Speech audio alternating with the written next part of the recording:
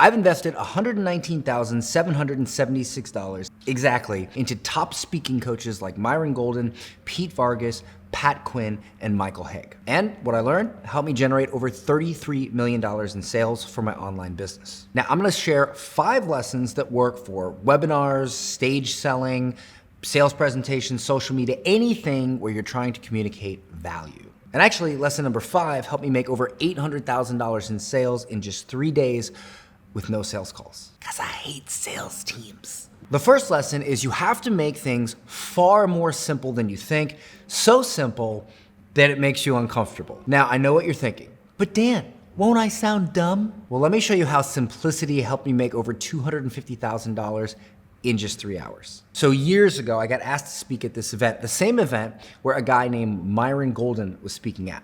And I remember hearing people like Russell Brunson and other influencers say that Myron was this amazing speaker and he was so great. And so I go to this event and I'm thinking that there's gonna be 200 or 300 people. But I get there and it's this small little conference room in a hotel. Honestly, it wasn't very nice. And there was only about 15 people there. And I honestly felt bad for the guy running the event because I knew he was gonna try to sell something to the room at the end of the event. And I'm thinking, there's only 15 people here. He ain't gonna make no money. So I get up, I do my talk, and then I see Myron get up. And this dude gets up and starts talking about like mama birds talking to baby birds and seeds and all kinds of weird shit. And I'm watching this and I'm just like, this is one of the best speakers in the world? And I'm thinking, this guy sounds like an idiot. But then Myron pitches the offer that the guy was selling to the room. And he does like $200 and something thousand in sales. Like half of the room bought this super expensive offer. And I'm like, what the f-? So after the event, Myron comes up to me and he's like, hey, Dan, nice to meet you. You're a really good speaker, blah, blah, blah, blah. I'm like, yeah. Come here. Let's go over here. I'm like, dude, how did you do that? And he's like, what do you mean? You know, all like super nice Myron like he is. I'm like, dude, come on, be real. You just talked like complete nonsense and half the room bought. And I said, what kind of old black man magic was that? And he starts laughing his ass off. And he's like, you're hilarious. And he explains to me why he said what he said. And when he explained it to me, I was just mind blown. See, if you're anything like me, when you speak or present, you want to sound smart. The problem is that you're the expert in what you do. The audience is not. So what sounds smart to you is actually confusing to them. And what sounds uncomfortably simple to you is simplified to them. See, people don't necessarily want to learn new stuff or learn complicated, smart things. They want something complex simplified for them so that they can actually use it. And this principle stuck with me. And years later, I did an event for Russell Brunson. And Russell hired me to sell this book for $2,000 a pop. Now you might say, how the heck are you gonna sell a book, even though it's a marketing book, for $2,000 a pop? Well, I sold $250,000 worth of this book in just 3 hours for $2,000 a pop. And here is how I opened the talk. I said, imagine you're walking down the street and you see 2 lemonade stands. And the lemonade stand on the left says freshly squeezed lemonade. And the lemonade stand on the right says yellow water with sugar. Which one do you buy? Oh, you buy the one on the left. Why? Because they used better words to describe their product.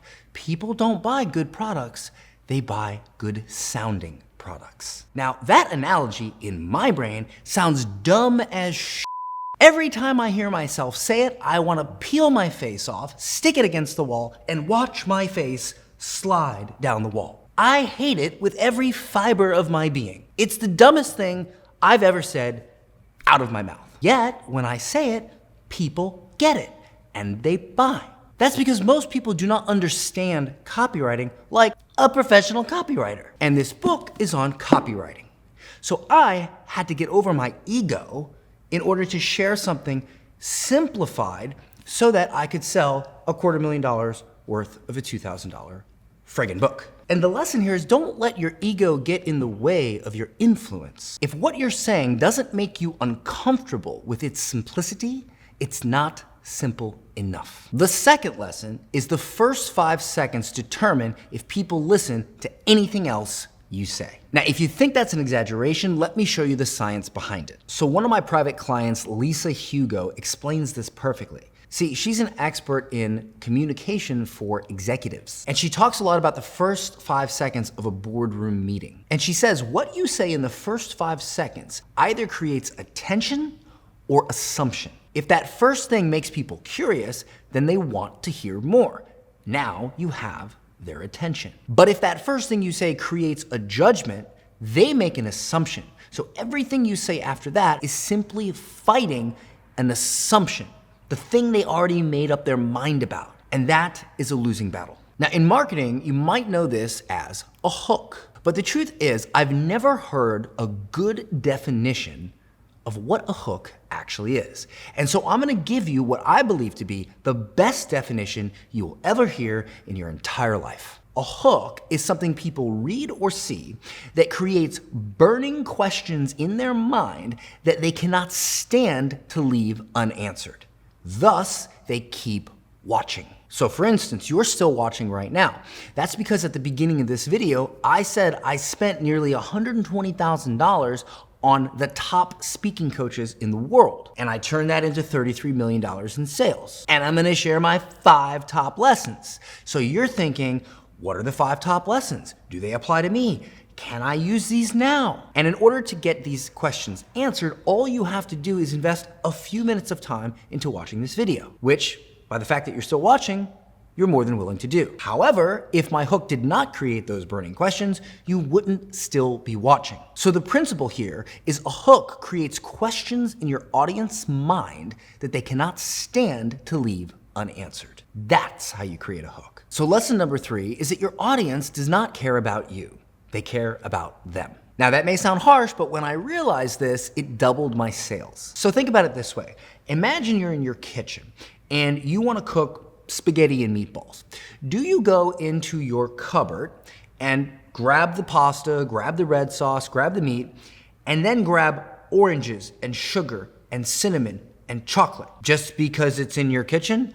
No, you don't, because if you put all that in a bowl, it would taste like garbage, and no one would want to eat it. Well, when you go to create content or a sales presentation, your kitchen contains the ingredients of your life. These are your experiences, these are your skills, these are your passions. And if you're anything like me, when I got started, I wanted to take all the ingredients I had, all the things I knew, all the things I could help with, all my passions, and put them all in one bowl. And when I did that, it tasted like garbage, and no one wanted it. But instead, when you say, here's what I want my audience to do or believe, and then you go in your cupboard, your kitchen of life, and you grab only the passions and the experiences and the skills and the stories that you need to make that specific meal, then they will gladly eat it with pleasure. Your life experiences are the ingredients. Only pick the ones that serve your audience. And the principle here is, if you try to tell someone everything, you'll end up telling them nothing. Now, the 4th lesson is how you speak determines how people listen. And this isn't motivational, it's actually neuroscience. So years ago, I saw a TED Talk, a very popular one, by a man named David J. Phillips. And it was called How to Avoid Death by PowerPoint. And it was all about how to make your slides simple so that people could actually absorb the information. And I believe his audience was executives and people who do PowerPoints. It wasn't marketers and people who do webinars and sales presentations. But I took what I learned in that TED Talk and I applied it to my sales presentations, and it massively increased my conversion rate. We made far more sales by putting less in our slides. And so I really fell in love with this guy, and I ended up watching another talk that he had called The Magical Science of Storytelling. And in this talk, he talked about how when you speak, the way you move, the inflection of your voice, the tone, the rhythm, all of these things determine how people listen. Because the way you speak actually produces different chemicals in a person's brain when they listen. And those chemicals determine how they feel about what they hear. And how they feel about what they hear determines if they do the thing you want them to do. Buy your stuff or subscribe to you on YouTube. And so I started incorporating these things, like when I really want you to pay attention to something that I say, I might lower my voice like this so that you lean in and really pay attention. And then I might raise my voice, or I might use my hand to make a point. And this actually works because, as David puts it, you would never go, "How would you like to be successful? Don't you feel safe? Don't you feel happy?" No, you would say, "Don't you feel happy?" You would say, "Don't you want to get to the next level?" You would say, "Don't you feel safe?" Your hand gestures, the way you speak, the inflection in your voice, the tone, the rhythm, all determines how people listen. It's like music. The rhythm, the pace, and the tone determines if people like the song. And here's a wild twist to the story. Years later, I ended up speaking at an event in London where David was also speaking. He saw my talk, he loved it, and we ended up becoming good friends. He even came out here to Dubai and hung out with me in my home. We had dinner, and I'm gonna go see him in Sweden in the next couple of months. And this guy was one of my heroes. And I never would have been in the position to meet him, let alone become friends with him, if I didn't use these principles and succeed with what I had learned. And the principle here is, your delivery not only determines if someone will listen, but how they feel about what you're saying. Now, the final lesson just made me $800,000 in sales in just 3 days with no sales calls. Now, I know that sounds completely unbelievable, but when you hear what I'm about to say, you'll see how it's actually possible. So I recently did a 3-day online event called the Epic Pitch Challenge. Now, the whole point of the event was for me to help attendees craft a pitch, a core message for their business in just 3 days. We sold 405 tickets, and out of those people, we had 30 people apply for our premium program to work with us directly. And that ended up being right around $800,000 in sales. And the way I sold it was simple. I gave them value during the event, and then I said, "Hey, you can go off and you can do this yourself, or we can help do it for you." And so I gave them the price. I said, "If you're interested, put down a deposit on this page, and you'll get my phone number. Text me, and I'll answer any questions you have about whether or not it's a fit. And if it is, here's where you can wire the balance." And so these people put down a deposit, they got my number, they sent me a text, they asked me maybe 1 or 2 questions, and then I sent them off to my assistant to set up wire arrangements and payment details. And I did not have to manage a sales team because I hate sales teams.